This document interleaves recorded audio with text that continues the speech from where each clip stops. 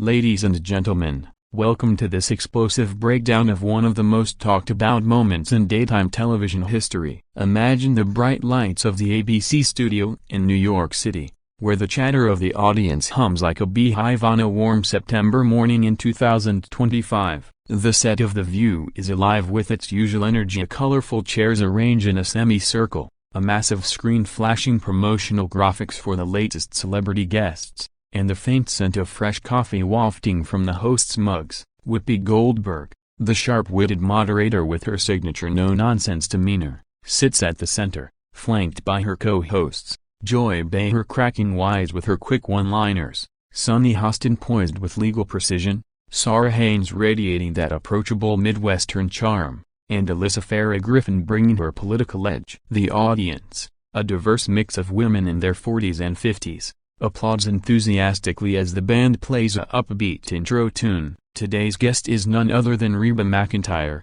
the queen of country music herself, fresh off her latest Broadway stint and a chart-topping album that's got everyone from Nashville to New York humming along. Reba strides onto the stage in a pair of perfectly fitted jeans, a shimmering red blouse that catches the light just right, and cowboy boots that click authoritatively against the polished floor. Her signature red hair cascades and waves, and her smiley that megawatt smiley lights up the room as she waves to the crowd. The applause swells, fans are on their feet, some holding handmade signs that read Reba forever and Lady sings the blues no more. Whoopi stands to greet her with a hug, the kind that's warm but professional, and the other hosts chime in with compliments about Reba's enduring style and timeless voice. As Reba settles into the hot seat, the guest chair upholstered in soft leather that creaks just a bit under her weight, the conversation kicks off smoothly. Whoopi leans forward, her eyes twinkling with that familiar mischief, and says, "Reba, honey, you've been breaking hearts and selling out arenas for decades. What's the secret to staying so damn relevant in this cutthroat industry?" Reba chuckles, her laugh like a melody from one of her classic hits, and launches into a story about her early days in Oklahoma, riding horses and dreaming big under those wide-open skies. The audience eats it up, nodding along as she recounts tales of grit and grace, from losing her band in that tragic plane crash back in '91, a moment that still brings a hush to any room, to rising like a phoenix to become a TV star, Broadway darling, and now, at 70 years young, a voice for women's empowerment and country music. Joy jumps in with a quip about how Reba's divorce from Rex Linn was the classiest split since the Royals, and everyone laughs, the tension non-existent, the vibe electric yet cozy. But as the segment rolls on, with commercial breaks teasing more ahead,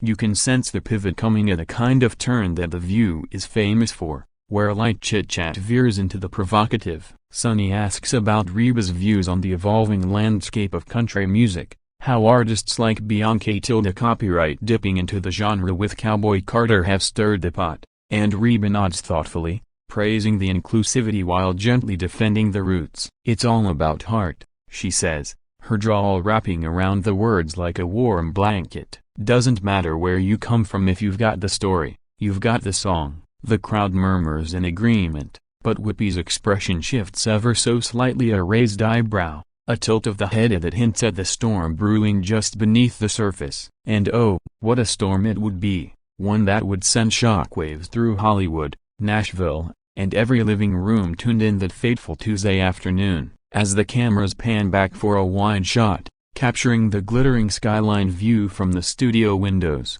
Not the producers in the control room frantically adjusting levels, not the audience members snapping selfies, not even Reba herself could have predicted the fireworks about to ignite. This was supposed to be a feel-good promo spot, a chance for Reba to plug her upcoming holiday special and maybe share a laugh or two. Instead, it became the spark that lit a powder keg, exposing raw nerves about fame, age, authenticity, and the brutal underbelly of live television. Picture the monitors flickering with split-screen reactions, Reba's poised smile holding steady, Whoopi's gaze sharpening like a hawk spotting prey. The stage manager signals 5 minutes to break, but the words are already flying, unscripted and unstoppable. In the green room beforehand, Reba had sipped herbal tea, reviewing her talking points scribbled on a napkin, a gratitude for her fans, excitement for new projects, a nod to her faith that keeps her grounded. Little did she know,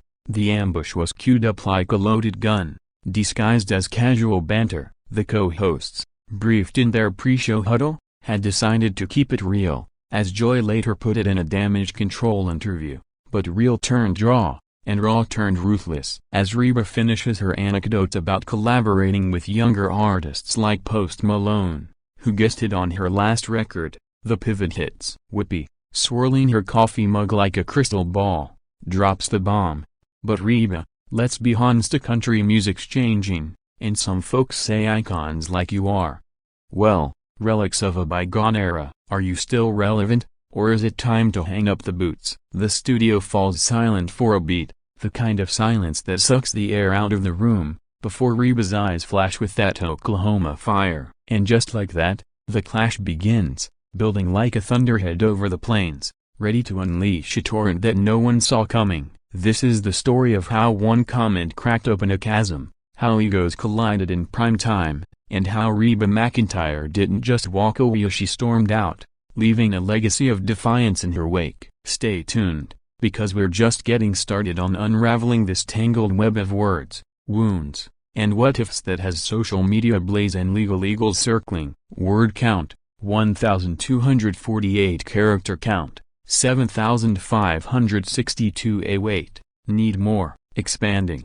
The backstory deepens when you consider Reba's journey. Born in McAlester, Oklahoma, in 1955, she was the third of 4 kids in a family that breathed rodeo and ranch life. Her dad was a world champion steer roper, her mom a singer who taught her the first chords on a guitar borrowed from the local VFW hall. By 12, Reba was competing in talent shows, her voice a clear bell cutting through the dust of county fairs. Fast forward to the 70s. Signing with Mercury Records after a demo tape caught the ear of a DJ in Oklahoma City. Her debut single I Don't Wanna Be a One-Night Stand barely charted, but it was the grit in her growl that hooked listeners. Then came the hits, Whoever's in New York in '86, climbing to #1, followed by a string of albums that sold over 75 million copies worldwide. But it wasn't all twang and triumph of the '91 crash that killed 8 of her bandmates, including her tour manager, left scars that no Grammy could heal. Reba channeled that pain into activism, founding the Reba's Ranch facility for abused women in 1993, a safe haven that's helped thousands. Her TV foray with the sitcom Reba from 2001 to 2007 turned her into a household name beyond country radio, earning her a Golden Globe nod and syndication gold. Broadway's Annie Get Your Gun in 2001 was a triumph, proving her stage legs could match her vocal prowess. And now, in 2025, with a role in the Yellowstone spin-off and a Vegas residency selling out in minutes, Reba's not just surviving, she's thriving. Yet, entering the View's arena, she carried that invisible armor, forged in fires few could imagine. Whoopi, on the other hand, is daytime TV royalty, EGOT winner, author, actress whose The Color Purple role in '85 made her a star. Born Karen Johnson in 1955, same year as Reba, but in Manhattan's projects, her path was comedy clubs and civil rights marches, not cattle calls. As The View's anchor since 2007, she's steered the ship through storms of Trump rants, Oscar controversies, that 2022 suspension over Holocaust comments, but always with unapologetic authenticity. The set itself is a character, hot under those lights, mix clipped with precision, cue cards flipped by stagehands in black. As Reba sits, crossing her legs, the first ad break hits, and whispers fly. Who's got the hot take ready? Little do they know, Reba's got stories that'll steal the show, like the time she turned down a duet with Elvis because she was too shy, or how she once lassoed a steer on live TV for a charity event. The audience leans in, hungry for more, as the director calls "We're back in 10, and the countdown begins to chaos. The conversation dances on thin ice now, the air thick with unspoken challenges as Whoopi's question hangs like smoke from a just-fired pistol. Reba pauses,